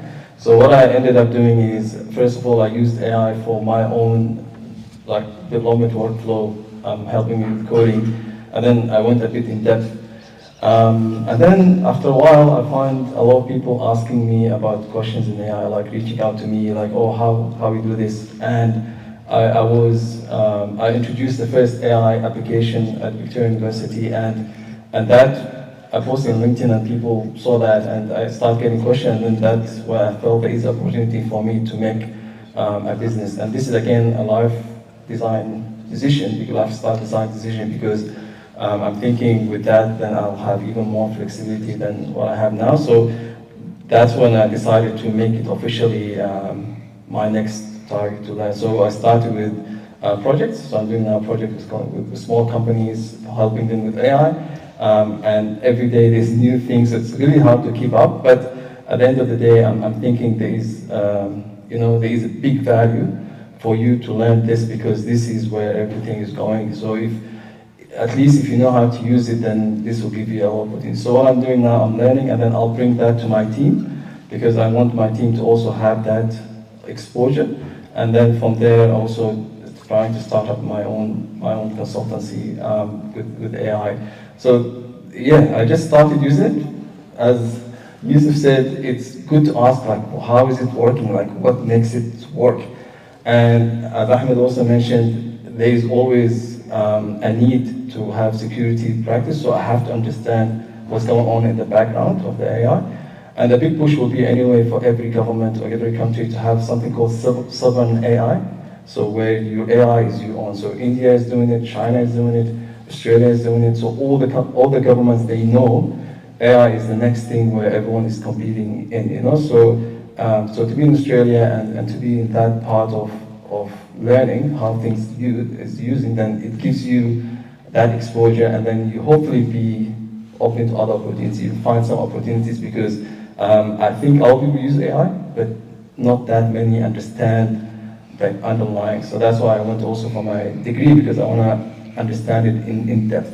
So the opportunity is the key, and also my passion to just update how I'm doing things and I'm working. I think I just remembered something. I'm just gonna add something to that one. So I like to talk. Well.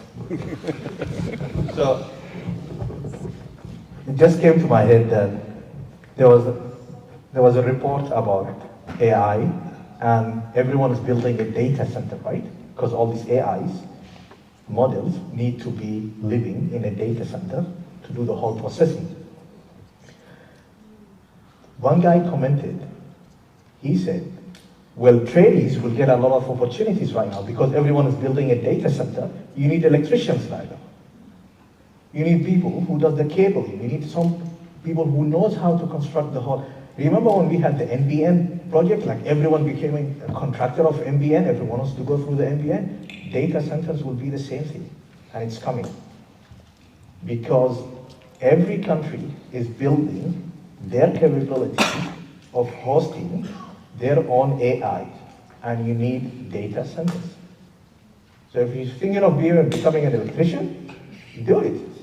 Somehow, you're doing it for AI. Yeah, that's it. The last question, yeah? Yeah, can you hear me? Yeah. All right. So I wanted to ask a question for like the international students here, or who are met by conditions or where they have to have like residency or citizenship to be able to get cybersecurity jobs. Even internships have these conditions. So like, what can they do to be able to get jobs, or like even internships? That for me? Any of you? No one's taken it.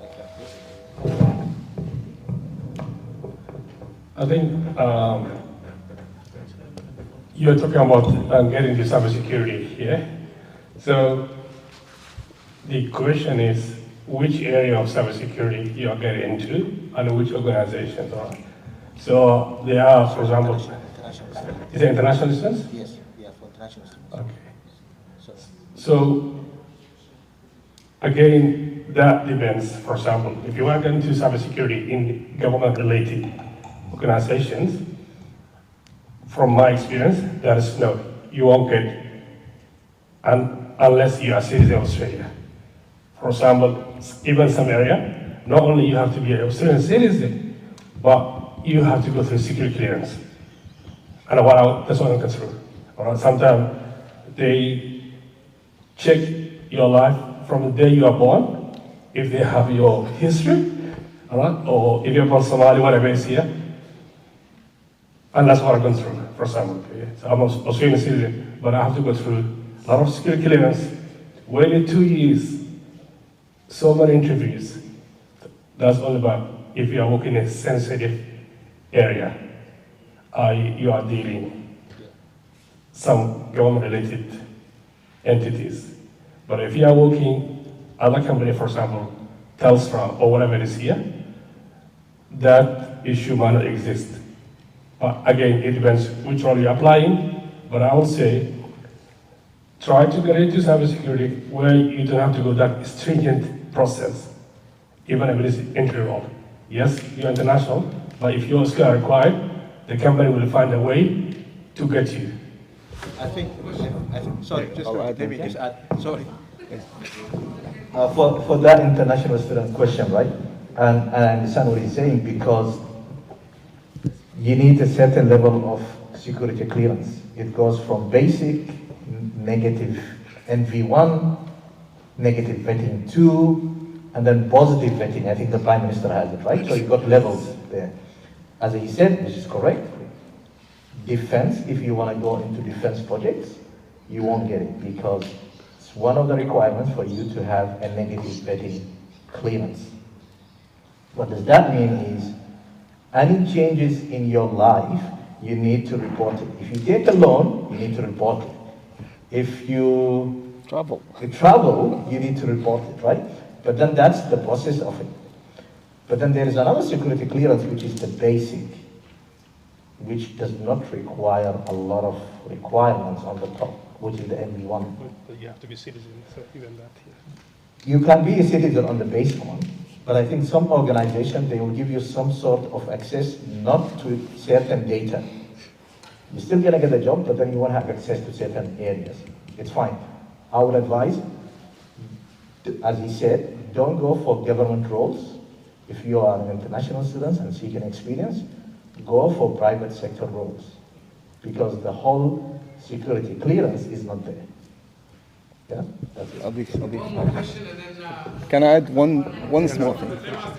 One small thing with this one, with this question, because I have people who went through the same thing. Because when you're fresh graduate or when you arrive in Australia, you have still temporary visa, then permanent, then citizenship, right?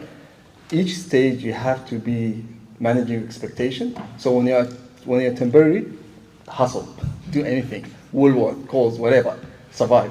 And then when you're permanent, target state jobs. Like Victoria State, for example, usually they have less security requirement than the federal government.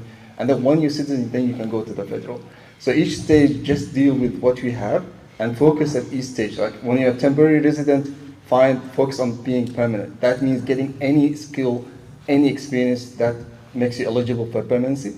And then once you're permanent, target state.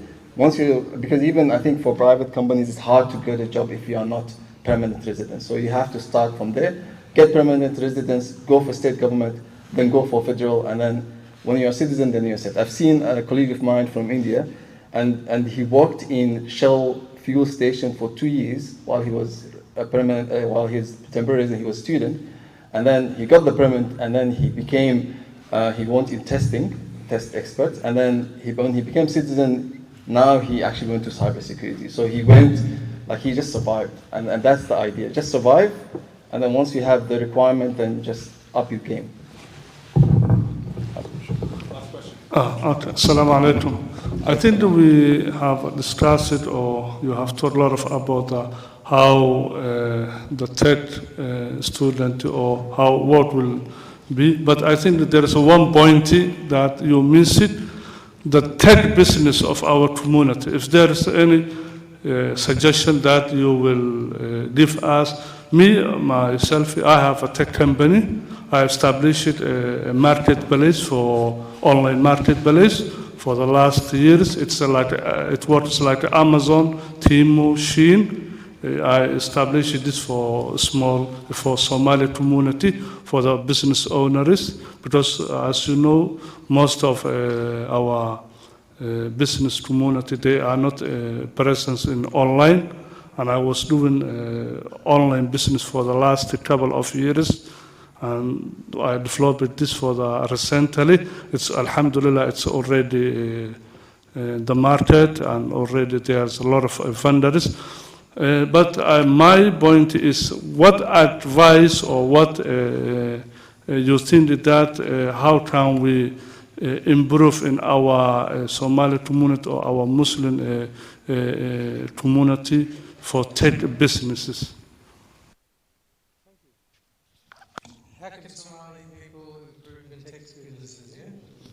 For example, recently I was reached out from someone from the community. They do NDIS, and they had some ways of doing marketing that is a bit manual. So they reached out to me and they said how we can reach more people with the marketing. So I think, first of all, the question will be like, are they thinking to grow their business? Because I think it's a problem. Most of our businesses focus on the community. They're not looking at the Australian community as a whole. Like if you see a restaurant, you find that mostly targeting the Somali community, not the Australian community. Like why can't open a restaurant that can serve for all the community in Australia, not only your community? So once you start thinking that way, then you'll find the limitation, and then that's where tech can help you improve. And I think like all these guys here, I know Ahmed a long time ago, but I don't know Yusuf, I don't know Xamsse, and this is another issue with, I think this kind of event will help, because now I know them, and I know you as well, we just met earlier, so I think we can connect and see how we can just help each other, you know, so I think that this kind of networking is the key thing. Thank you.